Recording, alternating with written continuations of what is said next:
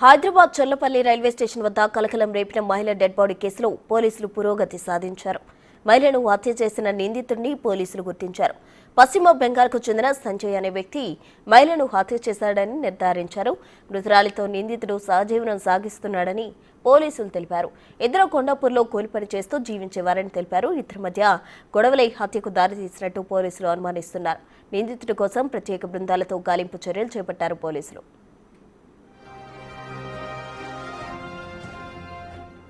మృతురాలు ప్రమీల కొండాపూర్లో కూలి పనులు చేసుకుంటూ జీవించేది. కొన్ని రోజులకు పశ్చిమ బెంగాల్కు చెందిన సంజయ్ అనే వ్యక్తి పరిచయం అయ్యారు. ఆ పరిచయం కాస్త చనువుగా మారి సహజీవనానికి దారితీసింది. దీంతో ఇద్దరి మధ్య విభేదాలు రావడంతో మహిళను హత్య చేశాడు నిందితుడు.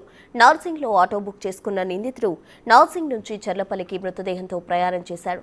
మూటతో పాటే ఆటో ఎక్కాడు. రైల్వే స్టేషన్లో మూటను వదిలేశాక బట్టలు మార్చుకుని నిందితుడు వెస్ట్ బెంగాల్కు వెళ్లాడు.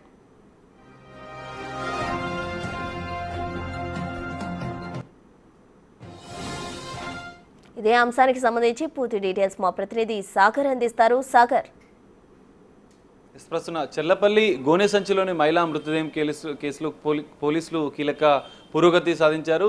నిందితులకు సంబంధించినటువంటి నిందితుడు సంజయ్గా గుర్తించారు. పశ్చిమ బెంగాల్కి సంబంధించినటువంటి సంజయ్ హత్య చేసిన అనంతరం కూడా పశ్చిమ బెంగాల్లోని మాల్దాకి పరారైనట్లు కూడా పోలీసులు సీసీ కెమెరాల ఆధారంగా గుర్తించిన పరిస్థితి. రెండు ప్రత్యేక బృందాల ద్వారా నిందితు కోసం పోలీసులు గాలిస్తున్నారు. అయితే సహజీవనం చేస్తున్న నేపథ్యంలో ఇద్దరి మధ్య విభేదాల హత్యకు దారితీసినట్లుగా కూడా పోలీసులు ప్రాథమికంగా నిర్ధారించారు. 10 ఏళ్లుగా భర్తకు దూరంగా ఉంటున్నటువంటి పశ్చిమ బెంగాల్కి చెందినటువంటి ప్రమీల కూలీ పని చేసుకుంటూ హైదరాబాద్లోని కొండాపూర్లో ఇద్దరు పిల్లలతో కలిసి జీవనం సాగిస్తుంది. సో పశ్చిమ బెంగాల్కి అదే ప్రాంతానికి సంబంధించినటువంటి సంజయ్తో పరిచయం కాస్త సహజీవనంగా మారింది. ఇద్దరు పిల్లలతో కలిసి సంజయ్తోనే కలిసి ఉంటున్నటువంటి ప్రమీలకు గత కొంతకాలంగా వీరిద్దరి మధ్య విభేదాలు గొడవలు జరిగినట్లుగా కూడా పోలీసులు గుర్తించారు. ఆ గొడవలే హత్యకు దారితీసినట్లుగా కూడా తెలుస్తోంది.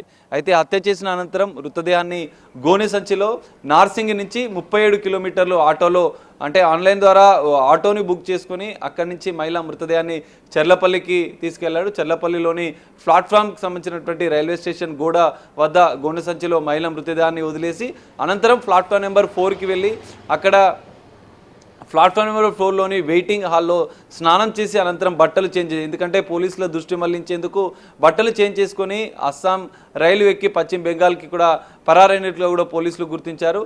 తను నిందితుడు పశ్చిమ బెంగాల్కి చెందినటువంటి సంజయ్గా గుర్తించిన పోలీసులు అతను మాల్దా రైల్వే స్టేషన్లో దిగినట్లుగా కూడా పోలీసులు గుర్తించిన నేపథ్యంలో సీసీ కెమెరాల ఆధారంగా ఇటు ఆటో డ్రైవర్ని విచారించిన పోలీసులు తను ఆటోలో మృతదేహాన్ని తరలించినట్లుగా నిర్ధారించారు. అనంతరం అదే సీసీ కెమెరా రైల్వే స్టేషన్లోని సీసీ కెమెరాల ఆధారంగా అతను పశ్చిమ బెంగాల్లోని మాల్దా రైల్వే స్టేషన్కి వెళ్ళినట్లు కూడా పోలీసులు నిర్ధారించిన నేపథ్యంలో రెండు ప్రత్యేక బృందాల ద్వారా నిందితుడైనటువంటి సంజయ్ కోసం పోలీసులు గాలిస్తున్నారు. ఇప్పటికే 5 రోజులైన నేపథ్యంలో త్వరలోనే నిందితుడు పట్టుకుంటామని చెప్పి కూడా ఇటు కుషాయిగూడ పోలీసులు ఇటు రైల్వే పోలీసులు చెప్తున్న పరిస్థితి అయితే కనిపిస్తుంది. ప్రస్తుతం రైట్, థ్యాంక్ యూ సాగర్.